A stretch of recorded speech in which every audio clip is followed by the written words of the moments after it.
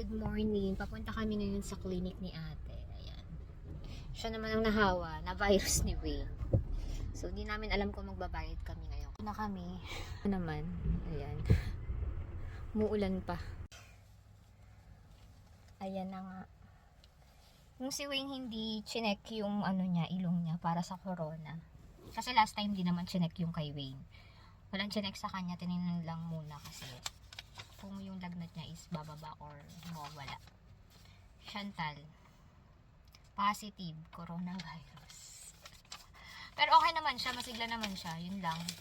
Masakit lang lamunan niya kasi inuubo-ubo. Positive ka. Hello, so kakauwi lang namin. Yung nakaraan, di ba wala kaming binayaran kay Wayne? Kasi walang chinek sa kanya, walang test. Hindi walang chinek, pero wala siyang test. So ngayon, si Chantal, may test siya. Yung sa corona. So ang binayaran ko sa mismong clinic ay 680 yen. Ang nasa 200 plus, mga ganun. Depende sa rate. Tapos, etong nakakatuwa, kasi yung gamot, ilang klase to.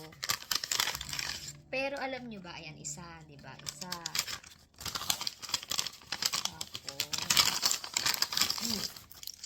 Dalawa, tatlo, apat. At ang binayaran ko lang ay 270 yen. Diba? Amazing.